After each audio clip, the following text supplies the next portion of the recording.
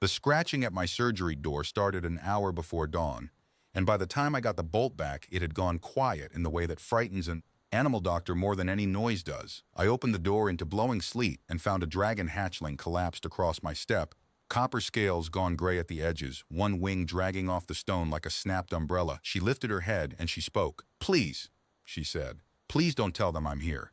63 years old, 40 of them spent with my hands inside livestock, and I had never once heard a dragon's voice up close. It was small and ragged, and it cracked in the middle like a child's. Above the sleet, far up where the cloud tore open over the fells, three great shapes crossed the gap in formation, wings wide as barn roofs, running lights of the search flight burning green along their flanks. They were quartering the valley. They were looking for something. I looked down at the something bleeding on my doorstep. "Inside," I said, "now." She couldn't manage it alone. I got my arms under her the way you lift a downed ewe, chest to chest, hindquarters supported, and her claws closed on my coat with a desperation that went through wool and skin both. She was heavier than she looked, dense, the way raptors are dense, maybe 4 stone, the size of a yearling sheepdog if sheepdogs came armored in copper coin and trailing one ruined wing. I kicked the door shut behind us and the storm became a thing happening to other people. My surgery is the front room of my house, which is the last house on the lane in Tarnstead, which is the last village before the wash runs up into the high fells of Halden's Reach. I have a steel table bolted to the floor for the big animals, and a wall of cabinets my late husband built before his heart quit, and that morning all of it smelled suddenly of ozone and wet scale and blood. I got her on the table. The wing was the worst of it. The membrane between the second and third struts torn nearly a hand's length, the leading edge wrenched at the shoulder joint, the whole structure trembling, flying injury, a bad landing or a worse takeoff. There were welts across her back too, regular and old, the kind harness leaves. "You're hurt past flying," I said. "You know that." "I know." Her eyes were amber, slit-pupiled, enormous in a head still soft with hatchling roundness. Blunt little horns, scale plates not yet hardened, fine as fish scale at the throat, visibly, unmistakably a dragon's child. "It doesn't matter, I can walk. I need to not be here when they land, please." "Who's they?" She didn't answer. Outside, faint through the sleet, came a sound I'd only ever heard rolling off the fells from a great distance. A dragon's call, long and descending, a searcher's note. It said, "Where are you?" the way a foghorn says it. The hatchling went rigid on my table, claws scoring 4 bright lines in the steel, and she folded herself small, wings clamped, tail wrapped, head down. The posture every herd animal in my career has taught me to read in one glance. Not guilt, not cunning, fear, the full-body kind. The kind you don't fake. I have a rule, and the rule has fed me and broken my heart in roughly equal measure for 40 years. Treat what's on the table. Sort the rest after. "Right," I said. "Nobody learns anything from me before that wing's seen to. After that, we'll talk. Can you hold still for a needle?" She stared at me. Sleet rattled the window. The searcher's call came again, farther east, moving away down the valley, and I watched her shoulders drop a quarter inch. "Yes," she whispered. "I can hold still." She held still better than any animal and most people. I flushed the membrane tear, trimmed the ragged edge, and set 40 minutes of small, careful stitches in tissue that was thinner than glove leather, and twice as alive. It flinched microscopically at every pass, and she never moved. I strapped the shoulder, splinted the second strut to a length of dowel, and wrapped the whole wing against her body, the way you'd sling a man's arm. By the end, the lamp had gone unnecessary. Gray daylight stood in the windows, and the sleet had given over to plain rain. "There's a stove in the back kennel room," I said, peeling off my gloves. "There's also a question coming. You can warm up first." I made porridge because it was what there was, and she ate it like something that hadn't eaten in 3 days, which, it came out later, was exactly right. She ate 4 bowls. Between the third and fourth, she told me her name was Ela, and she said it the way you say a password you've only just memorized, and I let that go. You learn to. The animals lie to you constantly with their bravery. The owners lie about the feed bills. One frightened hatchling lying about her name was hardly a new weather system. What couldn't lie was the rest of her. Those harness welts were weeks old and well tended. Somebody had salved them, and then somebody had put the harness back on. Her scales were copper shading to cream at the throat, and along the crest of her brow there was a line of 7 small scales that weren't copper at, all but a deep ember red, bright as enamel, in a pattern too regular to be chance. And when I cleared her bowl, she said thank you, not the rote of a child drilled in manners. She said it like the words were heavy, like thanks was something she'd been taught to receive and never to give. The knock came at 8, while I was burning the bloodied swabs in the stove. Through the front window I saw Tam Whitlock on my step, rain dripping off the brim of his constable's hat, and behind him on the lane stopped, engine running, the post van, which never stopped at my end of the village. My heart did a thing I hadn't asked it to do. I put the hatchling behind the kennel room door with one look that needed no translating and went and opened up. Marin. Tam's a decent man, 50. Raised 2 daughters alone. He had a paper in his hand, gone soft with rain. Sorry for the hour. This is going round every door in the valley.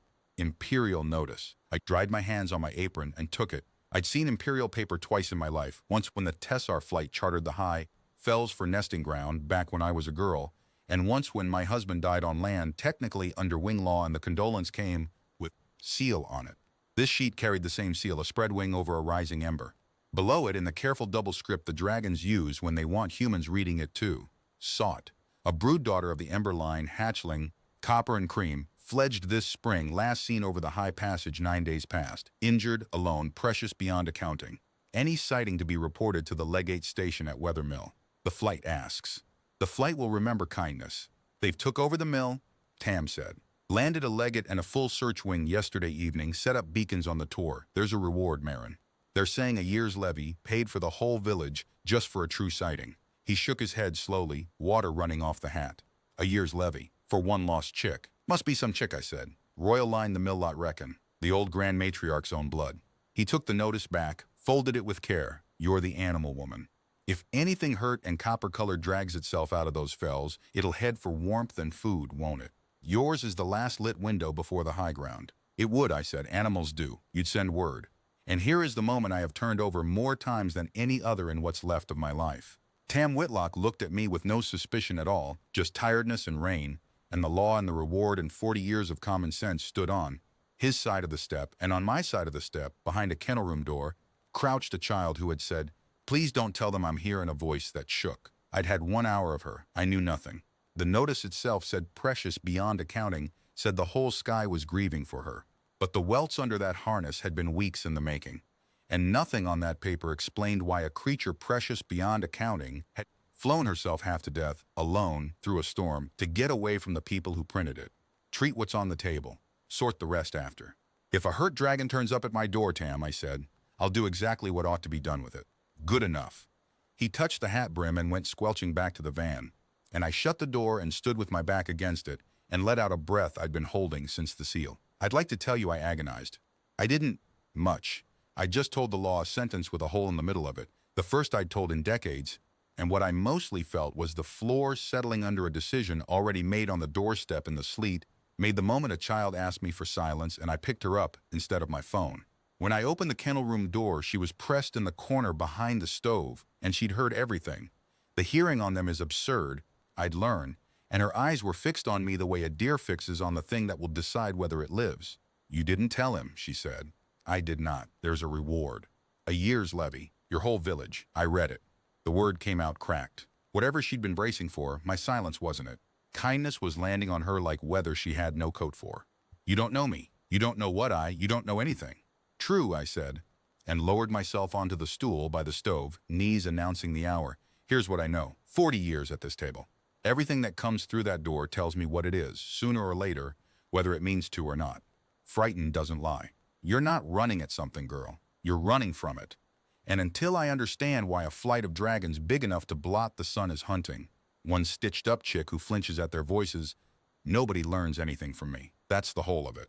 She looked at me for a long time. The rain ticked on the window. Somewhere east, the searcher's call rolled down the valley again, and this time she didn't go rigid. She watched me hear it, watched me not move, and something in the set of her wings, the good one and the bound one both, led down by slow degrees, like a fist deciding, finger by finger, to be a hand. Isla isn't my name, she said. I know. You knew? You said it like a coin you weren't sure was good. I got up and put another brick of peat in the stove. It'll do fine for now, though. Names keep. Sleep keeps better. That corner stays warm all night and the door doesn't open unless I open it. She slept 14 hours. I know because I sat up most of them in the surgery with the lamp off, watching green running lights quarter the valley sky in the rain, 3 searchers, then 5, then 8, patient as plow teams, and I did my accounts twice wrong and gave it up. Toward midnight, one of them passed low enough over the lane that the windows hummed in their frames, and my teacup walked itself a quarter turn on the saucer, and I sat in my dark kitchen in the heart of an empire's grief with its missing treasure asleep behind my stove, and I thought, Marin Voss, you have stolen a dragon. It didn't feel like stealing. That was the thing. It felt like the door of my life had finally been knocked on by the reason it was built. Hiding a dragon turns out to be mostly arithmetic. By the second day I had done the sums, and none of them were friendly. She ate like a furnace, 4 pounds of meat a day at minimum, and she was healing, which meant she needed 6. I'm one woman with a vet's practice in a village of 90 souls, where everyone knows what everyone buys. I couldn't suddenly start ordering mutton by the side. So the deep freezer gave up its winter store, and I began driving to the knacker's yard at Long Furlong twice a week for condemned stock, which a vet can do without raising an eyebrow, since half my trade is putting down what can't be saved. And the lie of my life assembled itself out of small, honest pieces the way the worst ones do. The kennel room got a bolt on the inside so she could feel it. The window got a curtain. We worked out a knock, 2, then 1, and I taught her the difference between the postvan's engine and Tam's, and she taught me that she could hear a vehicle turn off the valley road 4 minutes before I could hear anything at all. 4 minutes, I said. That's a useful chick. I'm not a chick. I'm fledged. A beat. Technically. Technically fledged is what we doctors call a chick. She made a sound I hadn't heard from her yet. A short involuntary chirrup, instantly strangled, that I would learn was a dragon hatchling's laugh, and that she sat on like it was evidence against her. That told me something too. Somewhere recently, this child had been somewhere laughing was a mistake. The somewhere came out in pieces, the way it does with the hurt. Never an answer to questions. Questions made her fold up, but sideways, at the table in the dark, while I changed the wing dressing and her eyes fixed on the middle distance. Peace. Her mother was dead, the brood queen of the Ember Line, lost in a storm over the high passage at the end of winter, flew into weather to bring down a mast that was tearing loose over a human town. The kind of thing, Isla said, her mother was always doing, and the wind closed on her like a hand. The flight grieved for a month. The court grieved for a week. Peace, the 7 ember scales on Isla's brow weren't decoration. They were the brood mark. There had been 3 daughters of the Ember Line. The first had renounced for the far colonies. The second was Baron of Fire, which among dragons closes the succession, and so the mark, and everything bolted to the mark, had landed on the third, on a fledgling not yet a year on the wing, 11 days after her mother went into the mountain. Peace, the one that mattered, the one she told me on the 4th night, with the rain back and the searcher's lights swimming in the window glass. The harness. After the funeral rites, they had put her in a ceremony harness for the ascent, the rite that seats an heir, and she had stood in an anteroom of the Ember Court being buckled into leather by attendants who didn't look at her face. And through the wall she had heard the chamberlain talking. Dresh, his name was. Wingbroker, keeper of protocols, her mother's least favorite creature in the world. He didn't know I could hear, she said. Or he didn't care. He was talking to the legate Sarok. He said the flight had been ungovernable for a generation because my mother had a will on her, he said. And here her voice did the thing, flattened out, went careful. A child reciting the sentence that had rearranged her life. He said, this time the line has given us a chick. She will sign what is put under her claw and fly where she is pointed. A throne with its wings clipped is a door that finally opens. And the legate said, and if she grows a will, and Dravish said, wills want feeding. Hers will be kept on a thin diet. The stove ticked. Out on the fells a searcher called, mournful, and the sound had changed for me by then. I'd begun to hear the grief in it and the question both. So you ran, I said. I ran. Her claws worked at the blanket, kneading, an instinct she was too tired to be ashamed of. The night before the ascent, there's a window in the long gallery with a broken latch. I'm small. I had 11 days of being the heir, and the only thing I learned in all 11 is which window doesn't lock. The chirrup again, with no laugh in it this time. My mother could read updrafts no one else could even feel. I can't even read a storm well enough to keep my own wing whole. You kept yourself alive 9 days over the high fells in March weather, I said. Fledged this spring. I've pulled grown rams out of those fells dead of one bad night. Don't you sit in my kennel room and tell me what you can't do. She blinked at me. Nobody I understood had spoken to her like that, not unkindly, just levelly. One working creature to another, in a very long while, possibly ever. Royalty must be its own kind of kennel. The notice said precious beyond accounting, she said at last, very quietly. I read it. That's the price of the signature, you understand. Not of me. Nobody in that court has met me. Her eyes came up to mine, old and young, at once the way only the badly treated young can look. You stitched my wing before you asked my name. Do you know that in 11 days as heir to the Ember Line, that is more than any of them did? What do you say? I said it was time the dressing was changed, and she let me, and that was the night she leaned her head against my shoulder while I worked the bandage scissors, just leaned it, the weight of a copper kettle, smelling of ozone and clean rain, and I made myself keep cutting in a straight line. In the second week, she found her work, and it saved us both because a hidden child with nothing to do is a hidden child going quietly mad. It happened by accident, like the good things. I'd brought back an orphaned lamb from the prill stating, "Early lamb, dead you, the kind you bottle feed and lose half the time to plain cold." And I had it in a crate by the surgery stove, failing the way they fail. And at 2 in the morning, I found the kennel room bolt drawn and Ela curled around the crate with one wing, the good one, tented over it, and the air under that wing was blood warm. Dragons run hot. Hatchlings, it turns out, run hottest. A brood heat they're born holding for the eggs that come after them. The lamb was suckling the bottle like a machine. First it had taken all night. It was crying, Ella said, defensive, ready to be scolded. "I can hear it through the wall. You can't. It cries on a never mind." It was crying, and I fixed it. "Send me back if you want." "I want," I said, "to know if you can do it again." She could do it again. The arithmetic of a fell country vet's practice in lambing season changed shape around that wing. Things that should have died began not dying. A chilled foal at 3 days. A farrow of piglets off a sick sow, all 8. The Hartop's calf, born wrong in a sleet squall and given up on. I drove it back from the brink in my own kitchen with a hatchling wrapped round it like a copper stove, the two of them nose to nose, and Ela talking to it low in that other language of hers, the one that crackles like banked fire, and the calf's ears moving like it understood. Maybe it did.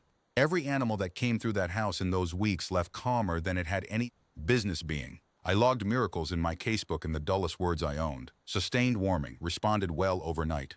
The valley started saying Marin Voss had a golden season on her. The valley said it where dragons could hear, and the dragons were everywhere now. The search hadn't slackened with the weeks the way searches do. It had set in like weather. Weather Mill, 4 miles down the valley, had become a station, beacons on the tour, a supply drop twice a week that came down the sky like a slow green star, and at all hours the searchers turning their patient gridwork over the fells. They'd begun landing too. Pairs of them, walking the villages, and a dragon walking down a village street is a thing you don't get used to. 12 feet at the shoulder with the wings folded like a ship's rigging, stepping fastidiously around the parked cars while every dog in the parish loses its mind. They came to Tarnstead on a Thursday market morning, and they did it properly. Landed on the green, presented themselves to the parish clerk, and asked, household by household, in passable valley speech, the same 3 questions. Had anyone seen, had anyone heard? Would anyone, for the love the flight bears its dead queen, come forward? I got Isla into the root cellar, under the kennel room. We'd cut the hatch the week before, her idea, you're the last house before the high ground. They'll always knock here longest. And I stood at my own gate, in my apron, and answered an empire's questions with my heart going like a trip hammer. And my voice, I'm told, perfectly level. The searcher assigned my lane was slate blue and young, with the look they have when they're tired, a dullness on the scale like breathed on metal. Up close their faces aren't unreadable at all. That's a myth got up by people who've never had to read a face with its bones in different places. This one was grieving. The whole flight was grieving, I'd come to understand, and being made to grieve at a gridworks pace. You are the animal healer, it said. I am. Hurt things come to you, all my life. It looked at me a long moment, nostrils working, and my blood went to water, because I'd scrubbed the surgery twice over, but you cannot scrub a chimney. And the brood heat has a smell, faint and sweet like warm grain, and the whole house was steeped in. Lanolin, the searcher said at last, mournfully. Sheep fat and iodine, your whole street smells of it. Forgive me. We were told to use our noses, and all I have found in this valley is sheep. It dipped its great head, courteous, defeated. If she comes to you, the one we seek, she will be hurt, and she will be frightened, and she is the last of our queen that there is. Whatever she may believe, there are those of us who. It stopped itself the way soldiers stop themselves. Report to the mill, day or night. They will wake the legate for it. And the legate, I heard myself say, answers to whom? To the grand matriarch when she rises. Something moved behind its eyes, careful as a door easing shut. The grand matriarch has not risen from the grief fast since the queen fell. The court speaks with her voice until she does. The court speaks with her voice. I stood at my gate until the pair of them had gone droning up over the fell line, and then I went in and opened the cellar hatch, and Ela came up wide-eyed, having heard, of course, every word through the floor like it was spoken at her ear. You see, she said, shaking, you see her voice, he has her voice. The only one bigger than Dravish sleeps, and he does the talking while she, and then, in a small voice, with the whole village still smelling of empire. You asked him a question, at your own gate. You asked the search a question. Seemed the cheapest place to get an answer.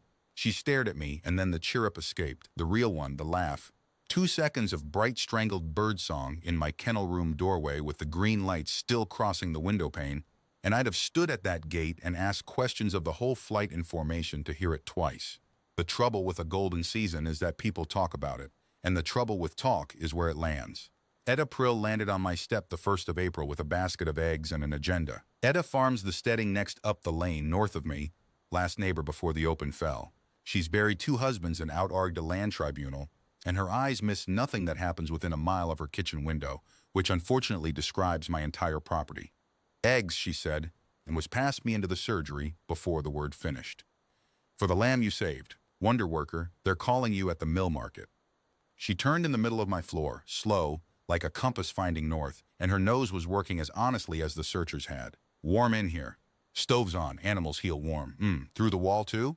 She laid her palm flat on the kennel room door, and my spine turned to a column of cold sand. Marin, 40 years neighbors. I count the knacker runs, love. I see your chimney going all night.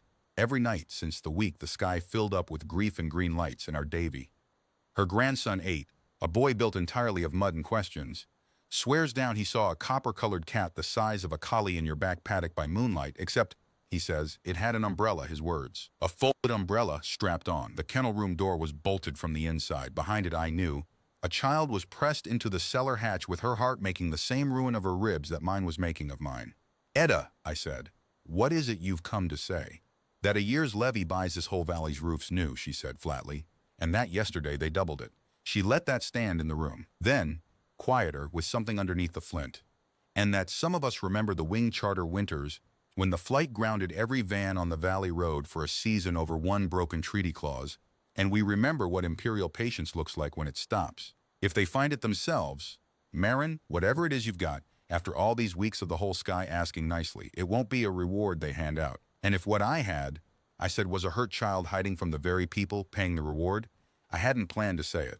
40 years of professional silence, and it walked out of my mouth on its own legs. Because Etta Prill has many qualities, but the relevant one is this.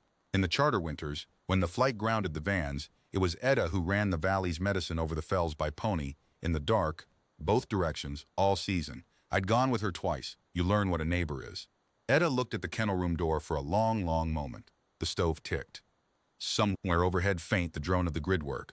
Then I'd say the chimney smoke shows less if you burn ash wood, she said at last. And I'd say Davy saw a cat. She set the eggs on my table and gathered her coat. At the door she stopped, not turning. My grand-fed soldiers from both sides of the reach were in 1 week. Did you know that? Same table, same soup, 4 days apart. I asked her once how she squared it. She said armies have their arithmetic and a kitchen has its own. A short nod, to the door frame rather than to me. Mind your arithmetic, Marin. The bolt drew back the moment the gate clacked shut, and Ela stood in the kennel doorway looking as if the floor had moved. She knew, that whole time she knew, and her wings rustled. Resettled wrong, rustled again. Why would she carry this? She didn't even see me. I'm a chimney and a missing knacker bill to her. The reward is real and I'm arithmetic. You heard her. Kitchens keep their own books. That's not how anything works, said the heir to the Emberline, with the absolute conviction of someone raised where it wasn't. It's how this valley works, I said.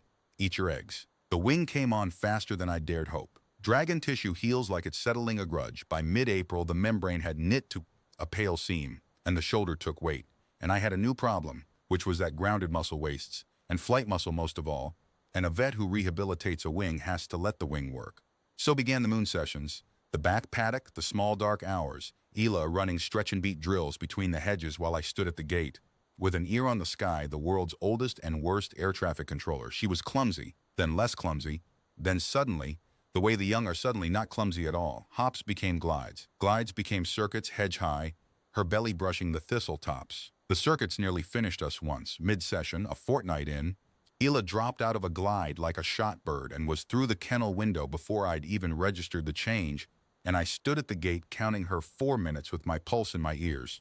And on the 4th a searcher came over the fell line low and slow with its landing lights off, which meant it wasn't passing, it was looking, and it put down in the lane outside my own gate with a hush of wing that no creature that size has a right to. Healer.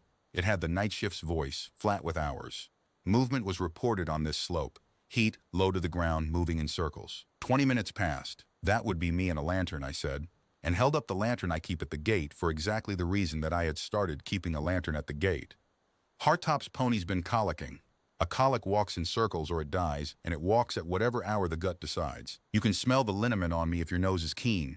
The nose was keen. The great head came down over my gate and took its time, and I stood in my own lane being investigated by an empire with a lantern in my fist and a stolen royal 4 walls away, And I thought about Edda's grand feeding 2 armies off one table and kept my arms steady. Liniment, the searcher agreed at last heavily. And sheep, always in this valley the sheep. It gathered itself, then paused, wings half set, and night shift tiredness made it honest. The circles were larger than a pony's heeler. Big pony, I said. It looked at me for 3 long seconds. Mind it keeps to its paddock, it said, with a weight on the it I chose not to hear, and went up into the dark, and I stood at the gate until the wing beats faded north, and then went inside and was quietly, comprehensively sick into the surgery basin, which I record because nobody puts that part in the stories either. After that we flew her in the lee of the fell shoulder, below the skyline, and I walked a lantern in the paddock most nights whether she flew or not, building the alibi into the valley's idea of me. The vet's been out at all hours with that colicking pony all spring, the lie of my life, assembling itself out of small honest pieces. And still, one clear night at the end of the month she came round the oak at the paddock's end in a banked turn so clean, so silent, that the breath went out of me, and she landed in front of me grinning all over her face. They do grin. The books say otherwise, and the books have never seen one do it, and said, "Updraft, off your stove chimney." I read it. I read it from the other end of the paddock. I felt it through the turn before I got there. And then she stopped, because we both knew whose gift that was, red in whose blood, and the grin went somewhere tender and stunned, like a window when the light moves into it. "She's in the wing," I said. "Your mother has been the whole time, just waiting on the muscle." Ela looked at the sky a while, searchers' lights away north, 2 of them weeks of patient grief turning over the high ground. "They're not all Drevesh," she said softly. It wasn't a question, and it cost her something. "The one at your gate, the tired one, that wasn't a jailer's voice." "No," I said, "it wasn't. I keep thinking about the grief fast. Her claws worked at the turf. My grandmother. They told me about the fast like it was protocol. The grand matriarch withdraws. The court speaks with her voice, very orderly, very proper. But she lost her daughter, Marin. It was the first time she'd said my name.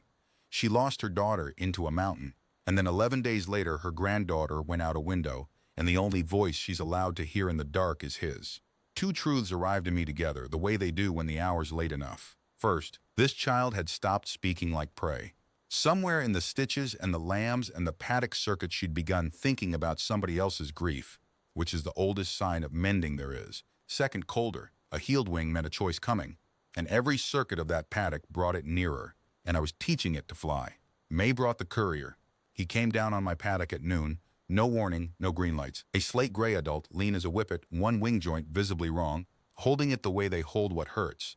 And by the time I reached the gate, he had folded himself small as an adult dragon can fold, which is a courtesy, and spoken before I could. "You are the healer. I'm called Vale.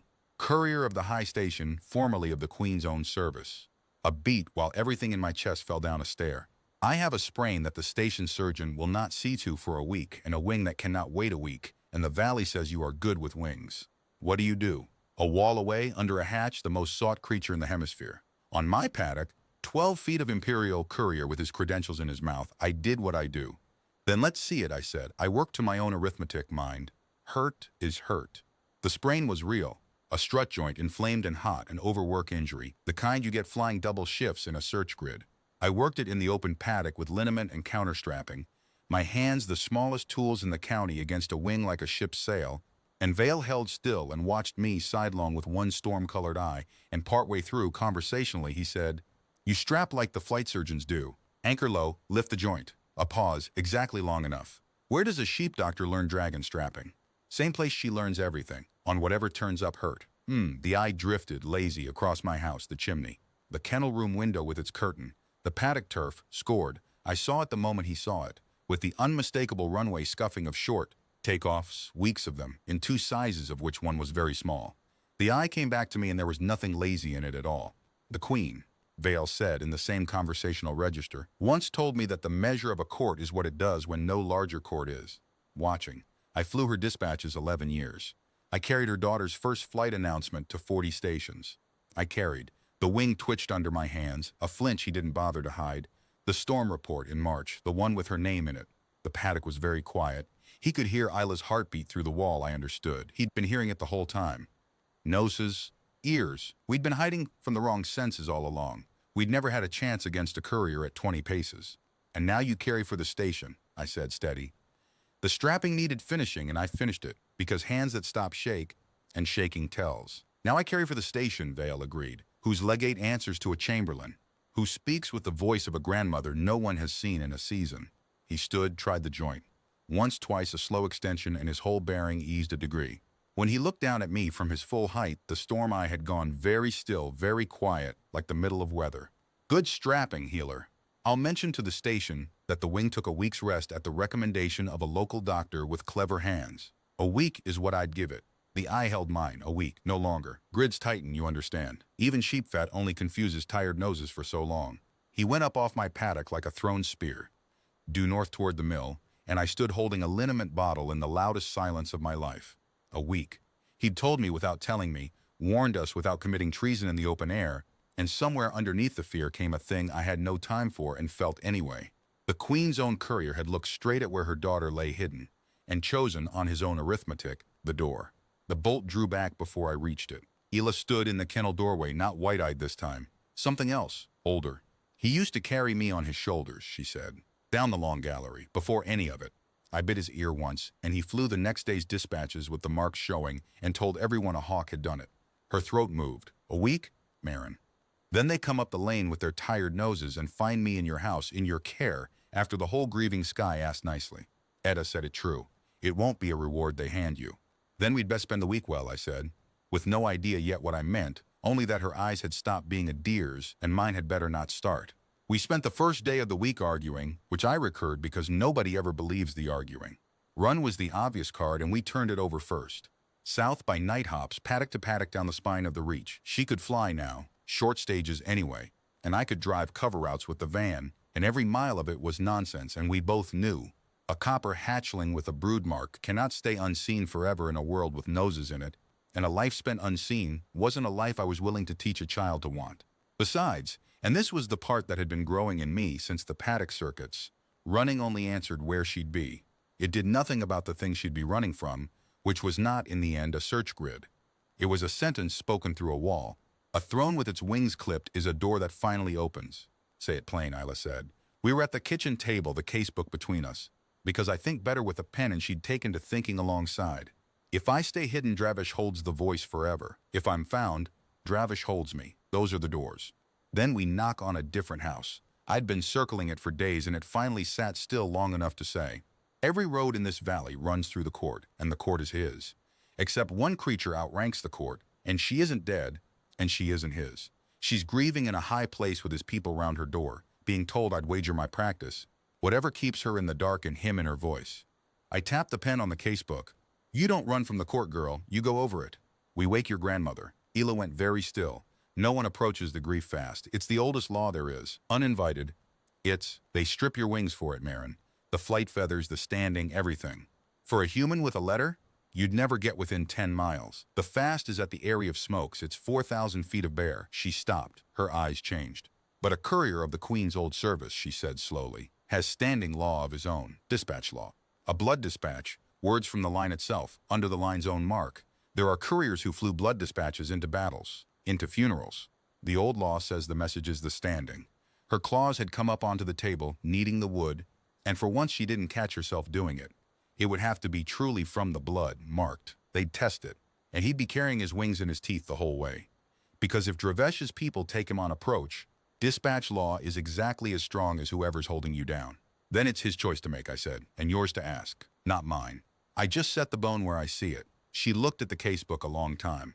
Then she said, he used to carry me on his shoulders, again in a different tone, not memory now, arithmetic, the kitchen kind, where you count what you're asking someone to pay. And she reached over, took my pen out of my hand with a precision those claws shouldn't have had, and said, I'll need better paper than this. Vale came at moonrise 2 nights later, as I'd known he would, because his week had a kindness inside it, and kindness checks its work. He came down soft on the dark paddock, and Isla walked out of my kennel room and stood in front of him in the open air, the first of her own kind she'd faced in 3 months. I will carry what his wings did to my dying day. The whole sail of them came down and forward, around, not touching, a wall of slate-gray wing between her and every direction the world could arrive from. And the great whippet head bowed until one storm-colored eye was level with her amber ones, and the Queen's courier said, in valley speech, I think so that I would hear and witness it. Little Mark, you bit my ear once. I'd do it again, said the heir to the Emberline wetly. I believe it. The eye came up to me over her head. A week, I said. You spent it growing teeth. Good. Tell me, We told him at the kitchen table. He lay in the paddock with his head and neck through my doorway, which is the only way a dragon attends a kitchen meeting, and his presence filled the house like a tide. He heard the whole shape of it without interrupting. The overheard anteroom, the grief fast, the blood dispatch, the airy of smokes. When it was done, he was quiet a long while, and his eye in the lamplight had gone away somewhere. 11 years of dispatches, I supposed. A storm report with a name in it. There is worse than you know, he said at last. It's why I came tonight and not tomorrow. The station had word from the court at dusk. Dravesh has petitioned the conclave for a vacancy right at season's end. If the heir is not recovered by midsummer, the ember line is declared interrupted, and a regency conclave, his conclave, holds the voice until a new line is raised, which is to say forever in any country I've flown over. The eye moved to Ela. Your window is no longer a season, little Mark. If you stay hidden, he wins by your absence. If the station takes you, he wins by your presence. Your healer is right. There is one door left and it is 4,000 feet up. They'll be watching you, Ila said. The Queen's old service. He'll have thought of it. He'll have thought of it the way a wing broker thinks of weather, Vale said, from indoors. Something crossed his face that on a man I'd have called a smile with history in it. I flew your mother's routes, little Mark. There is a way up the back of the smokes that doesn't exist on any chart because she and I are the only ones who ever flew it. And she is, a beat, the wing joint flexing once, and I am the only one who ever flew it. Write your dispatch. She wrote it that night at my kitchen table, on the good paper in 2 scripts, the doubled writing they use, the human letters and the burned-looking dragon hand below, and I will not put down what was in it, because she read it aloud once, to the 2 of us, for witness, and some things you witness and keep. I'll say only that it did not beg. She'd come to me begging in March, and what she said under her claw in May did not beg at all. It grieved, and it reported, like her mother's daughter, and it ended with a sentence I am allowed to keep because it had my house in it. They have told you, grandmother, that everything is being done. I am writing to you from the only place where that has been true. Then she pressed her brow to the foot of the page, the 7 ember scales against the paper, and breathed something low and crackling over it, and the fibers round the mark scorched faint gold, a watermark of brood heat, and Vale leaned his great head in and breathed across it in turn and said with absolute formality, tested and true, a blood dispatch of the ember line. I take the standing. He took the letter in a courier's wing case, strapped where the strapping was, as it happened mine. At the paddock gate he paused. 2 days up if the back of the smokes is as she left it. What comes after depends on a grandmother. The storm eye took us both in, the small copper figure and the gray-haired one in the dressing gown, with what I can only report as wonder, the tired kind. 11 years I carried words for the finest wing this flight ever raised, and the dispatch that matters most in my life was written at a sheep doctor's kitchen table. He gathered himself for the jump. Keep her low, healer. 2 days. The grid tightens Thursday. He went up the dark like weather leaving and was gone north before the windows finished humming. 2 days. I'd love to tell you we spent them wisely, in drills and contingencies. We spent them the way you actually spend such days, pretending at routine so hard it nearly held. I lanced an abscess on the hardtop gelding and drove the long way home. Ela slept badly and curled in the surgery while I did the casebook, her head on my boot, too big now for it, doing it anyway. He came by with bread and didn't ask one question, which is the loudest neighboring there is. The stranger came on the first afternoon. A town car, lowland plates, nosing up my lane like it disapproved of the surface, and out of it a smooth-faced man in a coat too good for the weather, with a leather folder and a smile that arrived a half-second before the rest of him. Livestock assurance, he said, regional assessor. Routine audit of veterinary procurement in the valley. There'd been irregularities flagged, he said. Nothing alarming, merely volumes. Condemned stock purchases at the Long Furlong Knacker's yard twice weekly since March, against a practice register that showed no corresponding patient load. He had the figures in the folder. He showed me the figures. He watched my face while I read them the way a man watches a trap he's just finished setting. 40 years of telling farmers their best beast is done teaches you everything you need to know about faces, including how to run your own. I handed the folder back and bored him to death. Bone meal, I said. Render contracts. A dog feed sideline I'd been meaning to register, and would he want the forms for that because I had them somewhere, and also a strong opinion about the levy on renderers that would take some time to share. I shared it. I shared it at the gate, at length, in the rain, in the voice my husband used to call my committee voice, until the smooth man's smile died of exposure and he got back in his disapproving car and went away down the valley with nothing in his folder but figures that meant exactly what I'd said they meant. I held the committee voice until the engine noise was gone. Then I went inside and found Isla pressed flat to the cellar hatch, and her eyes were wrong. That wasn't the station, she said. Marin, the station has my grandmother's writ. They don't need to creep about with folders. That was bought. That's his coin. That's how his people dress when they're being deniable. I watched them come and go through the court for 11 days. She was shaking again, the old march shaking, and hating it audibly. He stopped trusting the search to find me. He's paying to find me first, which made its own black sense when I sat with it. To the flight, a found heir was grief ended. To Dravish, a found heir was the vacancy petition dead, unless she was found by hands he owned and handled, and delivered in whatever condition suited a chamberlain best. The search overhead had never frightened me half so much as that town car going back down the lane, and I record, honestly, that this was the hour the thing stopped feeling like sheltering a child and started feeling like standing in a doorway while something patient tried the latches. And Tam Whitlock stopped his van at my gate on the Wednesday evening and stood there a while, hat in his hands, not knocking. I watched him through the curtain and then put the hat back on and drove off. And what that cost him and what it spared us, I didn't learn the whole of until later. Thursday came up the valley wrapped in the worst sky I'd seen since March. A warm front storm off the reach, black-bellied, dragging rain like a dredge net. No grid would fly the morning of it. I stood at the kennel room door at first light with my tea and said, well, weather's bought us the day, anyway, which is the single stupidest sentence I have spoken in 63 years, because the storm wasn't buying anything. It was the bill coming due, the wash was rising. By 9 the rain had gone biblical, and the lane was a stream. By 10 the phone went, and it was Etta, and the line was bad, but her voice would have carried over the storm with no phone at all. The Fords took Davy. The Prilsteading draws water rights off the upper wash, and there's a hand ford below their intake. 6 stepping stones and a chain rail.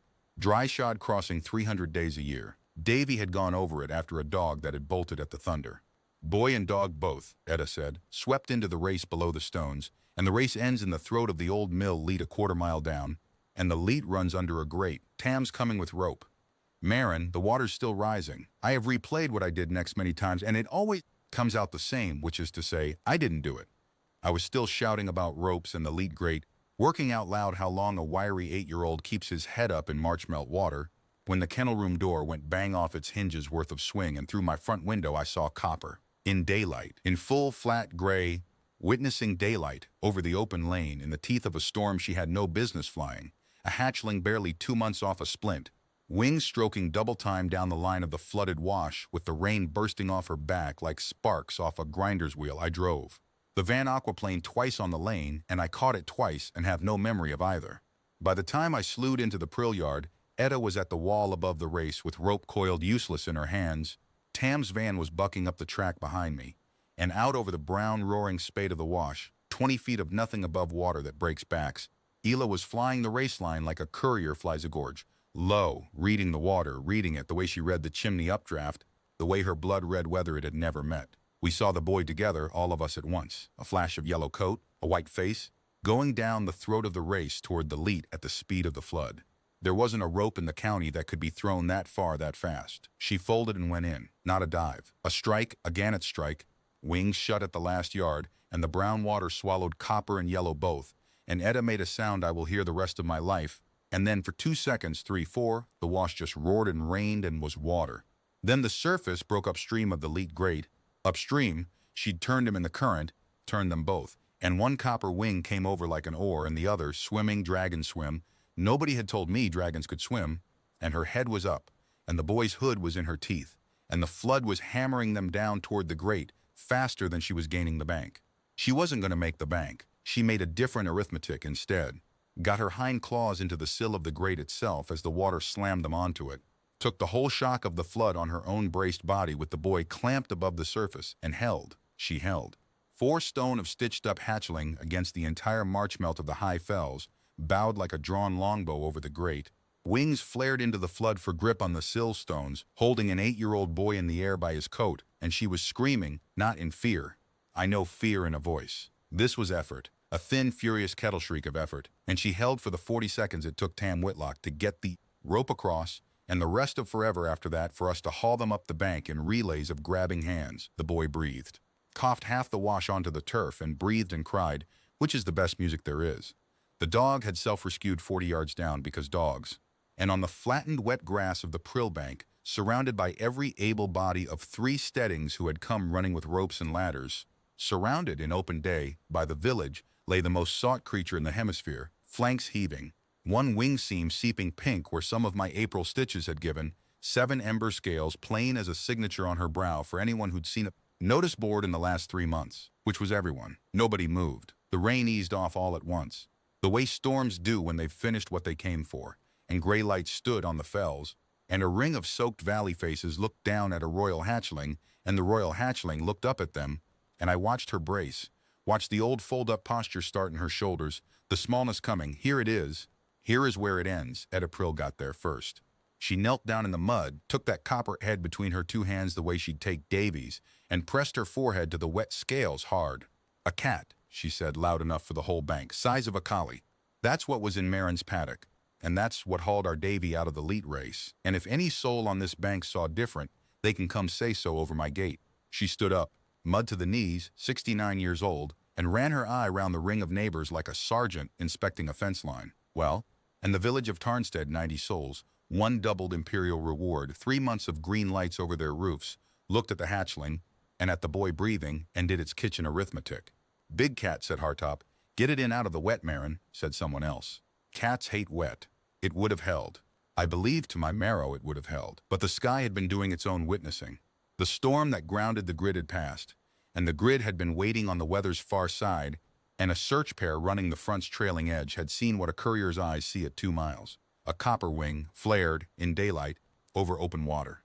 They came down on the prill bank with the sound of 2 ships landing. Slate blue, both, and one of them was my searcher, the tired one from the gate, lanolin and sheep, and there was nothing tired in it now. It looked at Isla, at the brow mark, and its whole great frame shuddered like a struck bell, and it cried out, one note, enormous, involuntary, straight up at the sky, and I heard 3 months of an empire's grief turn side out inside one chest. The found note. They have a note for found. There are no human words near it, and I won't embarrass us both trying. "Brood daughter." It came forward a step, wings lifting, and stopped, because Ela had backed against my legs, and the flinch in her was so total, so legible, that it crossed species like a slammed door, and the searcher stood frozen mid-joy with its wings half-raised. Beginning, I watched it begin, to do the arithmetic nobody at that station had been given the numbers for. "Found," said its wings. "Why is Found afraid of me?" said everything else about it. "Signal the station," said the second searcher, quiet. "Wait," said the first. But the flare was already up. Protocol outruns hearts. That's what protocol is for. A green star over the valley, and from the direction of Weather Mill, distant, a horn answering, and Ela's claws gripped my boot, and the lane of her spine pressed my shin, trembling like a tuning fork. And I put my hand down on her wet head and made the only move I had left on the board. "I am her doctor," I said, in the voice I use on bad farms, the one that arrives before the argument does. "She has a torn wing seam, water in her airways likely, and shock certain. She is in my care, and my care is not done. You may tell your legate that the brood daughter of the Emberline is found, alive, safe, and under treatment at my surgery, where anyone with rank enough to ask after her may come and stand in my paddock like a civilized creature and wait while she's seen to." My heart was a hammer mill. My voice, they tell me, was a flat calm. "She has flown injured in a storm into killing water to take one of ours alive out of the flood. The flight asked this valley for kindness toward her. It has never once been refused her here. I'd think hard, the pair of you, before being the first." The 2 searchers looked at each other. The horn sounded again, nearer. The grid was rising off the fells all across the north, green lights converging on the found flare like iron filings finding the magnet. "The legate will come," the tired one said at last, slowly. Its eyes hadn't left Isla, and they were doing something I'd seen once before at my gate, that careful door, easing. "And the legate is the courts. Healer, you should know what you're standing in front of. I've a fair idea." "No," it said. "I don't think you do. But," and it bowed then, the full courtesy, wings to the wet turf, to the hatchling shaking against my boots. "It has been 3 months of empty sky, and she is alive. And some of us will remember who kept her so. Whatever the court remembers." They rose to meet the grid and left us a churned bank, a breathing buoy, and the time it takes power to put its boots on. We made it back to the surgery before the sky filled. I worked fast and badly by my standards, re-seamed the wing tier, listened to her lungs, got hot mash into her, all of it under the rising thunder of arrivals. The paddock, the lane, the fell pasture beyond, filling up with dragons, not a war host. Worse, in its way, a presence. A wall of patient imperial scale settling round one stone house in the rain-washed light, and at 2 o'clock by my kitchen clock, the biggest shadow yet crossed the windows, and a voice spoke from the paddock, cultured, carrying, the valley speech perfect and cold as a brass latch. "Healer Voss, I am Sarek, legate of the search. You have the flight's gratitude, which is not a small thing, and you have something of mine. A pause exactly the length of a smile I couldn't see. I'm told her treatment is concluding. The court has waited a season. It can wait an hour more. It will not wait two. Through the kennel room door, very small, Marin. He'll have sent for Dravish before he even landed. I know it. I dried my hands and looked at the clock and did the only sum that mattered now. 2 days, Vale had said. 2 days up the back of the smokes, if it was as her mother left it. This was the second day. Then we'll spend the hour well, I said. Sit straight, wings tidy. If a court is coming to my paddock, girl, it can find the ember line with its stitches neat and its head up, and find out what's grown in my kennel, room since March. Dravish arrived at 3:10, and I knew him before anyone said the name, because everything about the paddock changed shape around him the way a room changes when the owner of the mortgage walks in.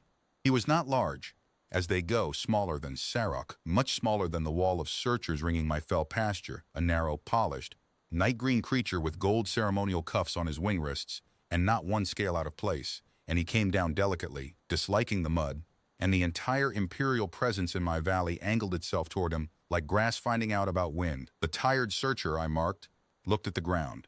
So, he had a beautiful voice. I want that written down somewhere, because the worst ones often do, and nobody warns you. The lost ember of the ember line. Recovered at last from, the nostrils flickered over my house, my yard, my van, my life, pricing all of it, circumstances. The flight rejoices. The court rejoices. I personally rejoice. His eyes found the front window where Ela stood visible behind the glass, and he performed tenderness at her, and I watched her not flinch. She'd promised me. Head up, stitches neat. Bring her out, healer, and let us end a season of sorrow. I came out onto my own step with my apron still on, because the apron was armor and I knew it. She'll come out, I said. She's asked to wait on one matter first, and as her doctor I've endorsed it. She's sent a dispatch. We wait on its answer. A dispatch. Dravesh's head tilted, and the beautiful voice put on weight. The heir's correspondence is the court's affair. To whom? And Ela opened my door herself and stood on the step beside me. Copper and cream and 7 ember scales, 4 stone against his 40, fresh stitches in her wing seam and her head level, and answered him in front of the entire grid. To my grandmother, Chamberlain, to the grand matriarch at the Eyrie of Smokes. By blood dispatch, under the line's own mark, carried under the old standing, she let it land. Around the paddock, dragon heads came up, wings rustled and went still. The words blood dispatch ran through the ranks like current through a wet fence. You taught me the forms yourself, 11 days of forms. Would you like to inspect the precedent, or shall we wait together courteously, as you also taught me? I had spent 3 months learning her face, so I alone, I think, could see what it cost. The rest of the valley saw the heir to the ember line, upright on a sheep doctor's step, citing standing law to the voice of the court, and I felt the watching village, and they were all there, behind the walls and gates, every soul of Tarnstead grow an inch. Dravish went very smooth and very still, which I understood was his species of rage. The grief fast, he said gently, is inviolable. Whatever courier has abused the old standing to trespass on a grandmother's mourning has stripped his own wings, and whoever counseled it, the eyes came to me leisurely, has done worse, and the court will weigh all of it once the heir is home, which is now. Sarok. The legate stepped forward, and the great ring of the search contracted by 1 pace, and my hand found the top of Isla's head, and then the light changed. I've tried many times to put the next minute into words for people who weren't in the valley that day, and the nearest I've come is this. You know how a cloud crossing the sun moves a shadow over the fells, a county of shade traveling quiet as thought? Now imagine the shadow has a heartbeat. Imagine the shadow comes down. She came out of the north sky with no horn and no herald, and she was the size of weather. The searchers were big as ships. This was the sea. The grand matriarch of the Tesser flight descended on Tarnstead with 3 months of grief fast still ashen on her scales, ember red gone gray at, every edge like a banked fire opened, and the whole grid went down before her, not in ceremony but in instinct, wings flat to the wet grass, and Dravish's polish cracked 1 full second before he too pressed himself to the mud, and through it all, sweeping in at her right wing like a thrown gray spear, came Vale, who had made the run down 4,000 feet of weather at her side, with his strappings still on. She landed in my fell pasture because nothing smaller would hold her, and her head alone, coming down over my paddock wall, was the length of my van. One eye gold gone smoky with the fast moved across the assembly. The prostrate grid, the polished chamberlain in the mud, the gray-haired woman in apron, and the small copper figure on the step. Grandmother, Isla said, and her voice broke in the middle exactly as it had on my doorstep in March, and she left my side at a dead run, stitches and all. I will keep most of that meeting too. Some things you witness and hold. I'll set down only its sounds. The long, low rolling note the old one made, deeper than any found call, the note under the world, and inside the cave of her grief-grayed wings, going up like sparks, a hatchling's voice, crying, telling it, the anteroom and the harness and the window with the broken latch and the storm and the wing and the lamb and the flood, all of it 3 months in a lifetime, into the one listener it had been written for. When the wings opened again, the grand matriarch's head came up and around, and the smoke had gone out of the gold of her eye entirely, and what was in it instead made every creature in that valley extremely interested in standing still. Dravish, the beautiful name said in that voice, was a verdict already. My granddaughter reports an anteroom conversation. 11 days after my daughter went into the mountain. She reports it word perfect. She has her mother's ear. The flight knows what that ear was worth in a treaty hall. I am inclined to credit every syllable, but the law wants two. The smoky gold eye traveled unhurried to the legate. You were the other half of that conversation, Sarok. The fast is over and I am risen and I am asking. What did my chamberlain say of a chicken at door? I learned in that moment the exact length of the longest silence I will ever hear. Sarok, legate of the search, stood in the mud between his career and his testimony with the whole grid watching, and Dravesh's gaze on him like a cuff on a wing wrist. And then a slate-blue searcher with tired eyes lifted its head from the grass and said, clearly, before the legate answers, matriarch, let it be entered that the brood daughter, on being found this morning, flinched from her own searchers. Found things do not flinch from rescue. The grid has eyes, and the grid is done pretending it saw otherwise. And that, of all things, was what tipped the legate. Not conscience, I think, or not only, the plain arithmetic of a wall deciding to fall on the right side. Sarek closed his eyes and recited, formal and dead level, into the record of the risen matriarch's hearing. He said, this time the line has given us a chick. She will sign what is put under her claw and fly where she is pointed. A throne with its wings clipped is a door that finally opens. I answered, and if she grows a will, he said, wills want feeding. Hers will be kept on a thin diet. A pause. It was 11 days after the queen fell. I have had a season of green lights and empty sky to think about it, matriarch, and I will take what the law gives for not speaking sooner. The quiet that followed had teeth. I watched the grand matriarch hold the chamberlain of the Ember Court in one smoky eye for the length of 10 heartbeats, and I will tell you honestly that I have put down animals with more ceremony than what came next, and that the absence was the point, and every dragon present knew it. No wings will be stripped today, she said at last. Stripping is for traders of passion, and you are merely an administrator who mistook a family for a ledger. Hear the disposition. The petition of vacancy is withdrawn. The voice of the court returns where it has always belonged, and you, Dravesh, are confirmed in your gift for accounts. The granary stations of the northern shelf want a keeper of inventories. 40 years of counting other creatures' grain, beginning tonight. The flight will check your sums annually. The eye dismissed him with a completeness I cannot render. You wished a door to open. There it is. He went. Polished to the last, mud on the gold cuffs, escorted by 2 searchers up into the gray, and the valley breathed, all species of it together. And then the head the size of my van came around, and down, and the grand matriarch of the Tesser flight looked at me from a distance of 6 feet, and I stood in my apron and looked back. Because at 63, the knees you have are the knees you have, and whatever was coming, it could have me standing. Healer Voss. She'd learned my name somewhere over 4,000 feet of descent. My granddaughter's dispatch ran 90 lines. 40 of them were about you. The eye, this near, had a banked warmth coming up through the smoke, like the first draw of a fire taking. I am told you found a hunted child on your stone in the sleet, and stitched her before you questioned her, and lied to an empire by breakfast. That's the shape of it, I said. I am told further that when my searcher stood at your gate, you asked it to whom the legate answered. That you sheltered the heir of a flight that could unmake your valley with a treaty clause on no surety but her fear and your reading of it. That you taught her flight off a stove chimney's updraft, schooled her in the arithmetic of kitchens, and sent my daughter's courier up the dark side of the smokes, carrying the only honest page this court has produced in a season. The great head tilted, and there was something in the gold now that I had seen before, at my own gate, in a tired searcher. In a storm eye over a strapped wing. That careful door, easing open. I have one question, and the flight is listening to your answer. She is precious beyond accounting, and you could not have known it would end in anything but ruin for you. Why? The paddock was full of empire. The lane was full of neighbors. The step beside me was full of a copper hatchling with her mother's ear, turned up at me, waiting with everyone else, and I thought about long answers, and didn't have one anywhere in me, so I gave the one that had been running the house since March. She asked me not to tell, I said. She's a child. Children get to be frightened and doors get to open, the rest is just stitching. For a long moment the grand matriarch said nothing at all. Then the ash-edged wings rose, not in threat. The whole valley felt the difference in its bones, rose and spread to their full impossible span, gray-red against the rinsed gray sky, and she spoke in two languages at once, the burning one rolling under the valley's speech like a tide under a boat. Then hear the flight. From this day the house of the healer Voss is nest ground of the Tesser flight, and the valley of the Wash is broodkin to the Emberline, whose child was sheltered here when her own court could not be trusted with her. What the flight remembers, it remembers in stone entreaty and blood, and to the healers herself. The great head bowed, down, down, until the smoky gold eye was level with my two plain ones. The flight gives what it does not sell, a name.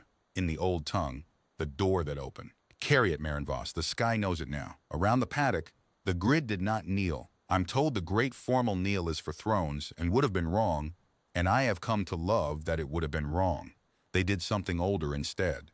Every dragon in the valley of the Wash, from the legate to the tiredest searcher, lifted their heads and gave the found note together, for the child on my step, and, I was given to understand afterward, for the house behind her. One enormous rolling cord of grief finished and family located, and it went up off the wet fells like the valley itself had a voice. And in the middle of all that thunder I felt a small copper weight lean against my leg, the way it had leaned that first night against my shoulder, and I put my hand down on her head and kept it there, and that, of everything an empire did in my paddock that day, is the part I'd keep if I could keep only one. They stayed 9 days, which I'm told entered imperial annals as the court of the wet paddock, and which entered my casebook as the strangest entry it will ever hold. 9 days in which the seat of the Tesser flight was functionally my fell pasture. Business got done out there that I'll never fully know the size of. The vacancy petition was unwound clause by clause with the conclave summoned to the valley to do it. 14 more dragons. Hartop sold every egg, lamb, and wheel of cheese in 3 parishes and retired the year after. Sarek took his penalty standing, rank kept, honor stripped, 5 years flying courier routes under the command, the order said, of those whose noses he wasted, which meant, in practice under Vial, whose wings nobody stripped after all. The old standing held. The message had been the standing, and the message had been true. They restored him to the Queen's service instead, except there was no Queen, so the patent was rewritten in fresh ink, courier of the heir's service. He hung about my paddock the whole 9 days, letting me check his strapping far more often than any strapping needs, which is how dragons say thank you when they've decided words are beneath the size of it. And the heir herself sat in council on the 3rd day, on the open fell with the conclave around her and her grandmother at her back, and I was called, me, in the good coat over the apron, because some armor stays on, to give my account of her seasons. I gave it from the casebook, in the dullest words I own, admitted suffering wing trauma and malnutrition, responded well to treatment, demonstrated exceptional aptitude with vulnerable stock, sustained warming, 8 piglets, 1 calf, 4 lambs, flew a flood rescue against medical advice, which the patient's family should know is precisely what her mother would have done. A sound went round the conclave when I read that last line, low and rolling, and I learned afterward it was the dragon equivalent of a courtroom laughing through its grief, and that the line is now, by some process nobody administers, part of the official record of the Emberline. The terms were Isla's own, and she argued them herself while I pretended to reorganize my van and listened over the wall like Davy Prill at a window. The court wanted the heir home, schooled, seated, safe. The heir wanted that too. That was the part that undid me quietly by the van. She wanted her grandmother in her flight and her mother's sky, the way any child once home stops being a trap. But she'd grown her will in a kennel room on a diet nobody planned, and she fed it now in open council. I'll come home, she said. I'll learn everything you set me. And every spring I return to the valley of the Wash for lambing season, as Broodkin does, to work under the healer Voss. Not as ceremony, as work. The flight has treaties with 40 human worlds, and not one dragon of the court has ever held a dying lamb through a cold night. Your heir will have. That's my price, grandmother, and I learned pricing from a chamberlain, so I've set it where I mean to be met. The grand matriarch's eye, they tell me, came up over the paddock wall and found failing to reorganize the van. Met, she said. They left on a morning of high, clean wind, the whole grid rising off the fells in one motion like the valley shrugging off a quilt, and the sky over the Wash was suddenly enormously empty, and my house was the size it had always been again, and quiet in a way it had never been in its life. She'd said her goodbye in the kennel room, the two of us, before all the ceremony out front. There's a verbatim of it in me somewhere that I'll keep, but the spine of it can stand here. She stood in the doorway she'd first crouched in, taller now, the brow scales bright, the stitched seam in her wing already silvering toward scar, and she looked at the stove, and the corner and the blanket she'd needed threadbare, and she said, 11 days I was in air and nobody looked at my face. 1 season I was nobody at all in here, and I was looked at the whole time. I've been trying to work out what to call what you did, Marin. The court has 40 words for duty and none of them fit. It wasn't duty. I know, she said. That's the finding. And she crossed the floor and leaned her head against my shoulder one last time deliberately, the copper kettle weight of her, and I held still and didn't keep my line straight at all, not even slightly. And neither did she, and the stove ticked, and that was that. Tarnstead found its level again the way villages do. The notices came down off the board. The mill went back to grinding. The whole story might have settled into the kind of tale that gets argued about in the snug, except for the small, permanent changes which I began to count the way you count new fences. Tam Whitlock got a letter with a wing and ember seal that he keeps framed and won't show anyone, and I only learned the why of it from Etta, who learns everything. In the last fortnight of the search, a stranger out of the lowlands had stood him 3 drinks at the mill and offered triple, the imperial reward, private coin, for a quiet word on the animal woman's knacker runs, Dravesh's coin, as the court's audit later proved. Tam had taken a 4th drink on the stranger's bill, said the valley's vet bought condemned stock because that's what vets do, and reported the man to absolutely nobody, which is to say he stood at my gate that Wednesday with his hat in his hands, holding the whole thing, and decided to keep holding it.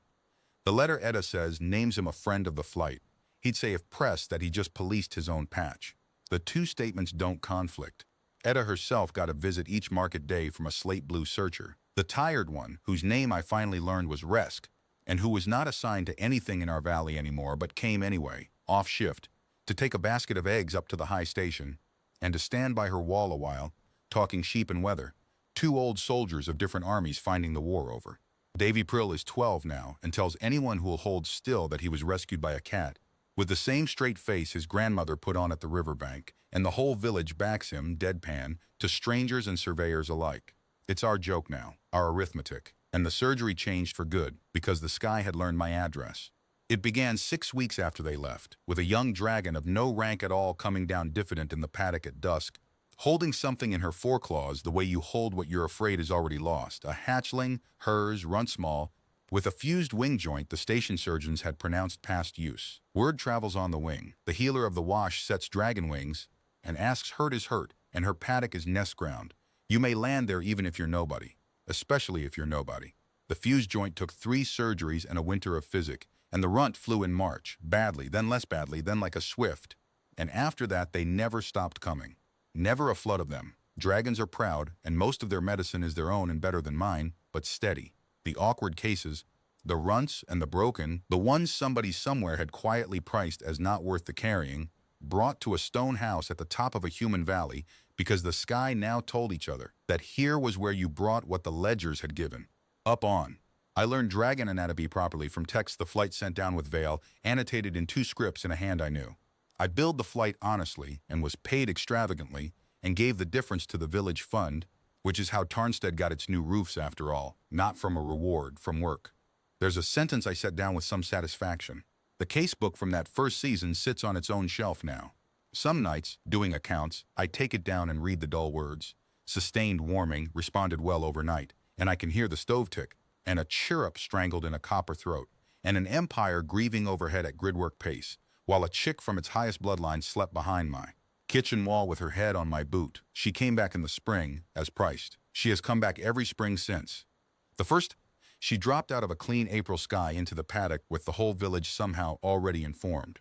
Etta's window, I assume, and she was half a size bigger and flying like her mother's daughter, and she worked lambing season like a hired hand. Cold nights, dead births, the lot brood heat in the worst hours, no ceremony anywhere about her except the 7 scales nobody mentions. The conclave sends a courtesy escort each year that she makes wait at the high station, 4 miles off, because, she says, this is not a court function.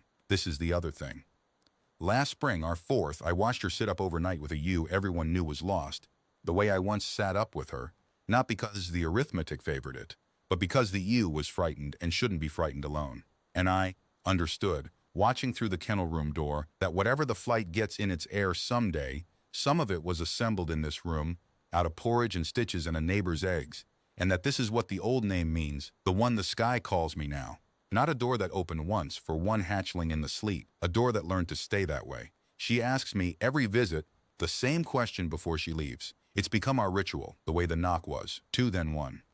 She stands in the paddock with the wind coming up under her wings, and she says, "Anything hurt and copper-colored come dragging out of those fells lately?" And I say what I said to Tam Whitlock once, with a hole in the middle of it, except there's no hole in it anymore. If it does, it knows where the door is. I'm 70 this year.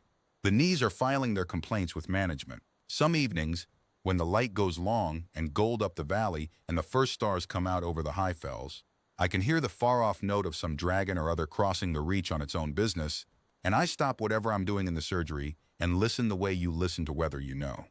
And I'll tell you the last of it, the small thing I'd save out of all of it, the thing I'd put in the casebook if the casebook took such entries. The night they all left, 9 ceremonies in one empire ago, I went to bolt the surgery door out of 40 years of habit and stopped, with my hand on the iron, and didn't. I haven't bolted it since. Some knocks you only get once in a life, an hour before dawn, and half dead, asking for silence. The second time anything comes scratching at that door, copper, gray, scaled, woolly, or walking in on 2 legs out of the sleet, it won't have to ask. The door that opened is open. Tell the sky.